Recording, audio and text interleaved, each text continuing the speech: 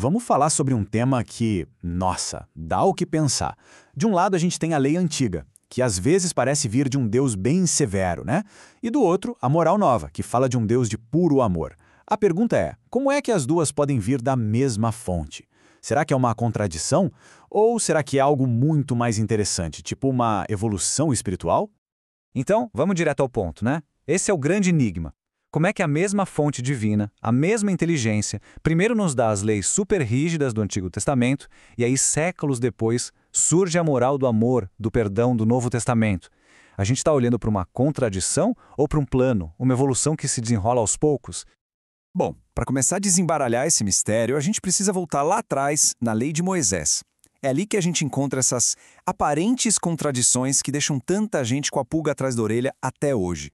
É que, se a gente for ler muitas daquelas leis antigas, nossa, elas pintam a imagem de um Deus terrível, sabe? Uma divindade que manda aplicar punições super severas. E aí, quando a gente compara isso com a mensagem de amor incondicional, de perdão, o contraste é gritante, não tem outra palavra. E aí a gente chega no ponto central da questão. Como pode o mesmo Deus, que escreveu em pedra "não mateis", um mandamento absoluto, em outros momentos simplesmente ordenar o extermínio de povos inteiros, como se fosse um dever? Parece que não fecha a conta, né? É uma contradição que, poxa, precisa de uma explicação.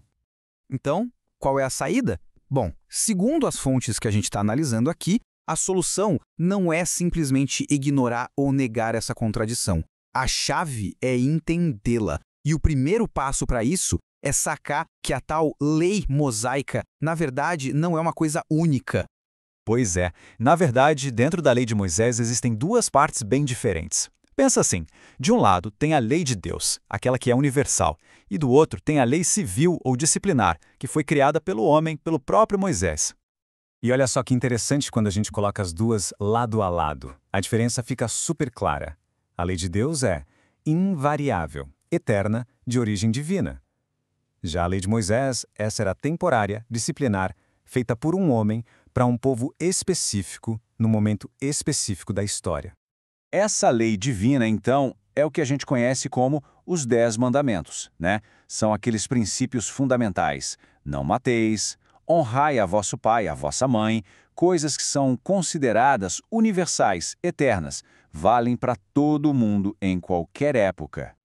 Ok, mas então, por que o Moisés precisou criar um outro conjunto de leis? A explicação que a fonte nos dá é que ele tinha uma missão muito difícil, governar um povo descrito como turbulento e indisciplinado. Então, essa lei civil foi feita sob medida para o nível de adiantamento moral daquele povo.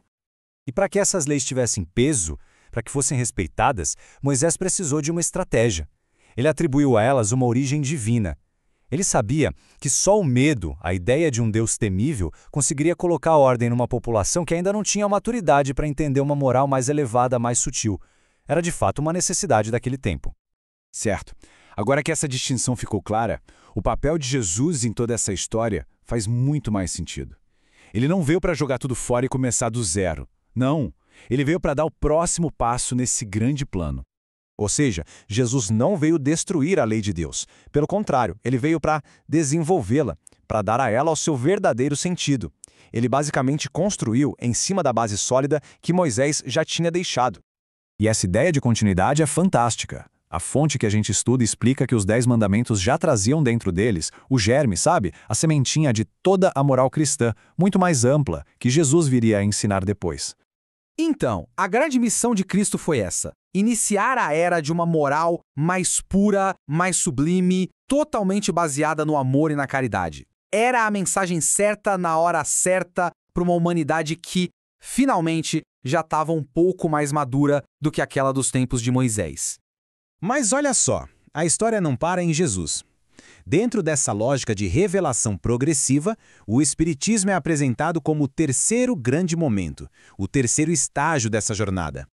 A gente pode imaginar essa progressão como a construção de um grande prédio, sabe? Primeiro veio Moisés, que lançou a base, a fundação.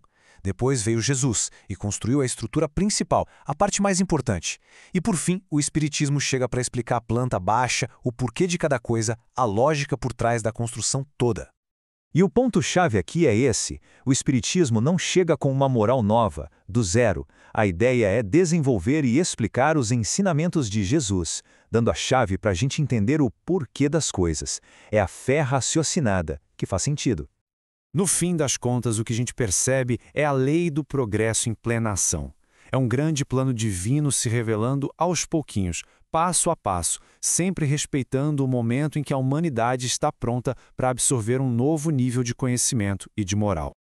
E tudo isso nos deixa com uma última questão para a gente ficar pensando. Se a moral e a revelação divina estão sempre evoluindo, sempre progredindo, qual será o próximo passo? O que o futuro reserva para a evolução da nossa consciência?